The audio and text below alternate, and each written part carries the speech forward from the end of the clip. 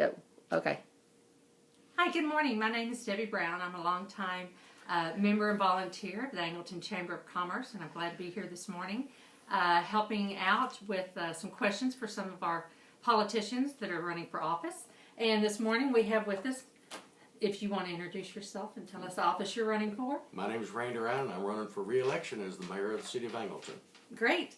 We are going to get some contact info from Mayor Rhyne that will be on the website and the social media. So if you want to contact his office about any questions or any information that you have, you'll be able to contact him directly. So what we're going to do today is just head through some questions and give you a little bit more information about the candidates that you have running for office for the city of Angleton. Are you ready? Absolutely. All right, here we go. Question 1. Why, in your opinion, are you qualified for this position? What sets you apart from the other candidates in this race, especially as it pertains to interests of business and small business owners? Well, first of all, I've been the current mayor for 4 years. Prior to that, I was on council for a year. I have been around the business community. My father-in-law has a business, so I hear quite often from him in regards to his issues with things such as city requirements and city recommendations and other issues that he believes could be changed. I have a lot of friends in the business community, and there's not very many businesses in this town that I don't frequent routinely. Right. Great. Okay, so how important, I'm going to lift this up here so I can see it a little better. How important is it for the city to purchase items and services from local vendors? How committed to shop local motto are you? And what have you done to encourage the city and its citizens to keep their tax dollars in Angleton?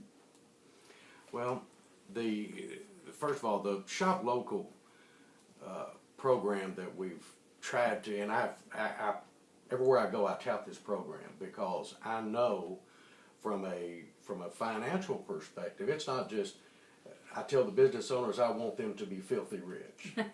Because when they're filthy rich, that means they're selling something. Right. And when they're selling something, that means I have tax money, sales tax money to do things with. So every time anyone leaves the city of Angleton and goes anywhere else to buy something, we've lost that revenue in this town. We've lost the use of that sales tax in this town to make better roads, to have better parks, to just do all kinds of things with it. So the emphasis on trying to get our citizens to shop more local it's a very grave issue as far as I'm concerned. In an attempt to try to lure outside individuals into our town to come spend their money, it's only a matter of what's the best way to try to get them here. And I'm not going to say I have the only answer. I'm all about putting everybody's heads together and let's figure this out and let's make this happen. Great. What do you see as Angleton's greatest challenges in the next decade, and how can you, as an elected official, help face those challenges? Angleton's challenge in the next decade, for sure, and it's going to be we're right now estimated within the next 3 to 5 years, for sure. We are the next area that's going to hit a major increase in business and population. We honestly believe this is going to happen. That's why we're going back and looking at almost all of our infrastructure, because if that particular explosion happens today, we're not ready. Our water lines are not ready. Our sewer lines are not ready. Our roads are not ready. There's many avenues and aspects of this whole explosion that need to occur all at once. And I don't want to be like a northern city that exploded overnight, and they actually, in the middle of town, right across from a major high school, they actually have no water and sewer. So that's my greatest fear for the city of Angleton, is not being ready for that expansion. Here. That's great. All right. How do you plan to familiarize yourself with issues that come before the council that would specifically affect or regulate business? Well, it's real strange because how the process works is that most businesses in our town, any prospective businesses in our town, the two main avenues of their first conversations they have with anybody is members of the chamber and members of the city staff. And sometimes the actual meaning of certain words and phrases and it doesn't get translated as it should. And so that's one reason why as I'm out in the community every day. I eat in the restaurants every day, sometimes twice a day. I'm in the grocery stores at least 3 times a week. So everybody I run into, and I always ask these questions, how's it going? And I have lots of people respond to me in regards to, well, I don't like y'all doing this and I don't like this and whatever. Well, if it's a matter of something that can be changed from a local perspective, I'm all about trying to find a better way, you know. But some of the issues that we have, we can't change them on a local level. That's something that's come from the state or the federal government. But in trying to help what we can do from a local level, like I say, I'm all ears to anything. It's, you know, well, listen, let's talk about it. Right. Good, good. Okay, in the past, Angleton has lost small businesses and development opportunities to other communities. What steps would you take to make the process less cumbersome and make Angleton more inviting to those who wish to invest here? The process that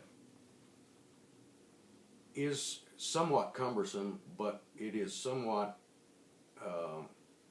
we're trying to simplify the whole process of how these people can actually come start a business here. However, unfortunately, our people are not allowed to, city staff is not allowed to actually give the advice that certain people need when they're trying to create a business, because that puts us into a liability situation. Right. Because if their business fails, then it's our fault. So what we encourage them to do is work with and go talk to other business owners. But if there's problems with our rules, and you got to have a set of rules. That's all there is to it. You got to start somewhere. But there's nothing in the rules that says you can't ask for a variance. Okay. Just because you hear from, and all the city staff is allowed to do is tell you these are the rules. But if you want to change the rules, then you bring that to the city council. So we can look at it and see, is it possible and is it viable to change those rules? And how is that going to affect future development and our current, it would not be fair to our current business owners to, for all these years, to have had them operate under a certain set of rules and guidelines, and just because one individual business wants to come in and change all the rules and be more lax on certain requirements, it's not fair to our current businesses. Great, great.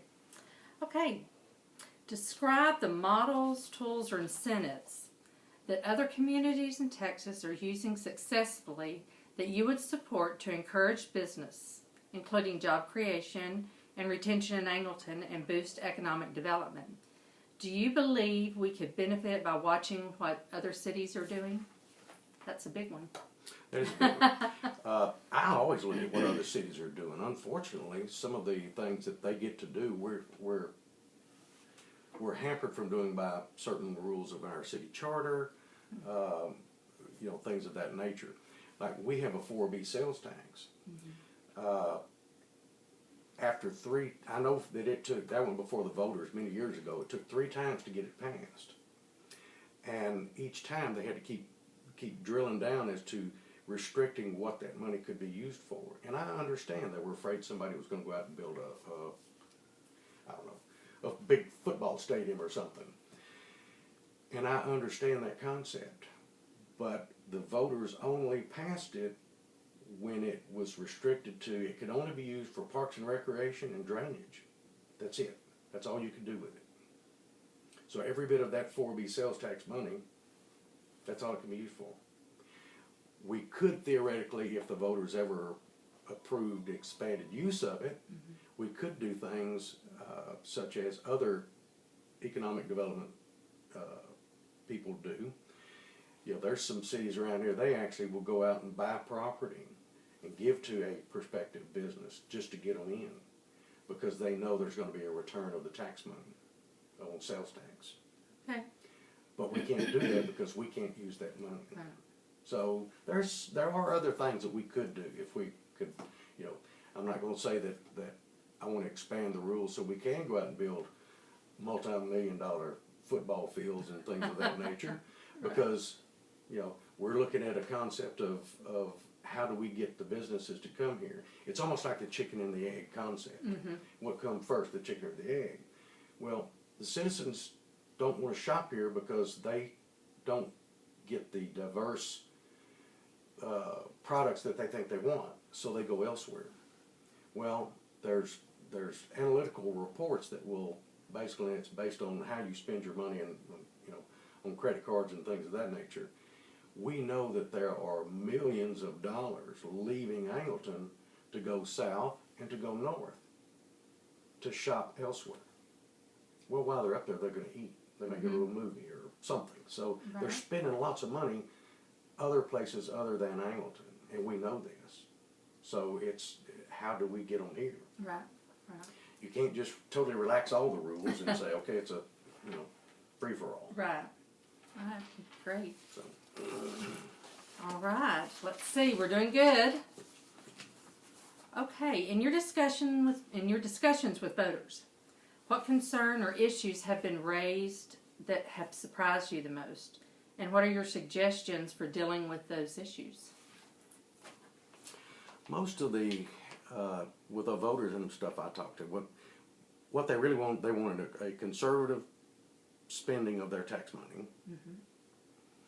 But they want more roads, they want better roads, they want more entertainment, they want more restaurants, and they want more retail. Did you get my list?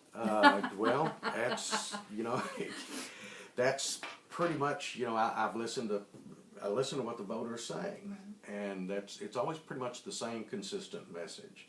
These are the things that they feel would improve the quality of their lives as it relates to here. Do they want to drive to Houston to go do this stuff? No. They don't want to be anywhere close to Houston. Do they want to drive to Pearland? No. They don't want to be there.